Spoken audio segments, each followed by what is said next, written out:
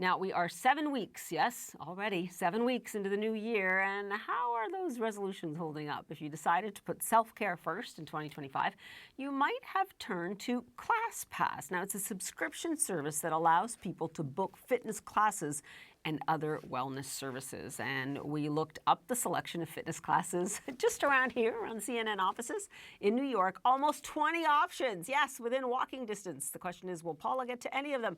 Fritz Lanman is the CEO of Mindbody, which owns ClassPass, and he joins me now. Okay, with someone with over a half century of experience on this planet and who has seen it all, can you lay out your vision for this? What does it mean for someone with limited resources, I add, to actually get that best value proposition in fitness?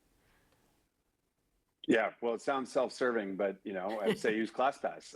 There's a lot of great options online, and you can find workout videos on YouTube and Instagram and TikTok that have taken the world by storm. But the most successful way to work out and to stick with a routine is to get into a physical space, experience, have an instructor or personal trainer. What we specialize in is getting people into those group fitness experiences where you get a sense of community. You have specialized equipment. You have an instructor telling you what to do, motivating you, keeping you accountable. You're kind of having a co-opetition dynamic with the community of other participants around you where you're encouraging each other, but pushing each other to go harder. And then I think last and most important, is to have variety in your routine. We see people on ClassPass who, if in their first 6 months they're going to 3 or 4 different places, they're going to stay active 50% longer and work out almost 85% more in their duration on the platform than those who just try to go to one place.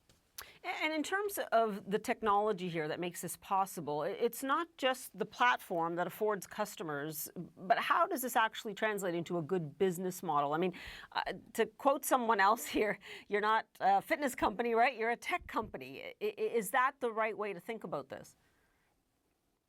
Yeah, so on the Mindbody side, we power these fitness businesses. We do their bookings and payments and staff management. And on the ClassPass side, we aggregate members, people who are willing to get last minute inventory to stuff or want a variety routine. And what we do is we do dynamic pricing on extra capacity for these businesses. So we say to these businesses, hey, you go find the members who are willing to pay you full price and are interested in just being a member at one place.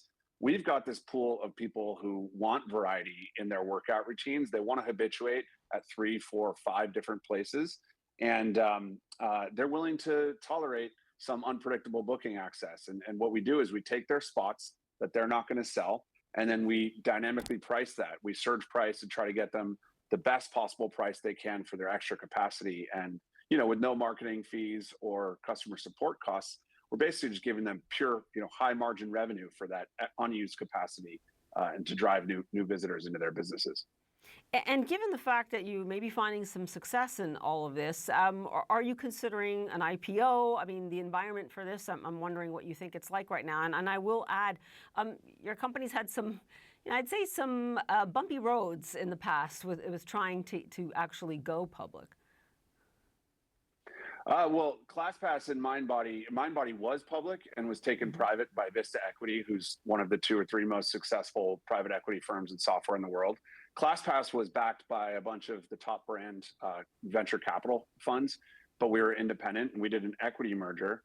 So ClassPass had never tried to IPO on its own. I think our financial profile is very strong, hundreds of millions of revenue, very high EBITDA and growing EBITDA very significantly every year. Some of our numbers have leaked to the press previously that are directionally accurate. We haven't filed an S1 and I don't have any news to share in terms of our plans, but our long-term intention is to get our investors and shareholders a return through an IPO. Right now, we're just focused on getting as many businesses onto the platform as we can, getting as many people working out as possible, and also now visiting not just our fitness partners, but we have spa, salon, beauty partners. We are pushing people into meditation. Saunas are way up.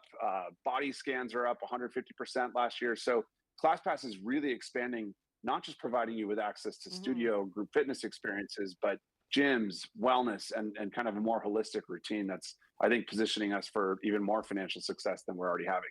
Of course, going through a 1 in 100 year pandemic was a challenge. Yeah, I can imagine there were a lot of challenges there, and we will continue to check in just to see what the growth and development of this business is. Fritz Lanman for us, thanks so much. Really appreciate it.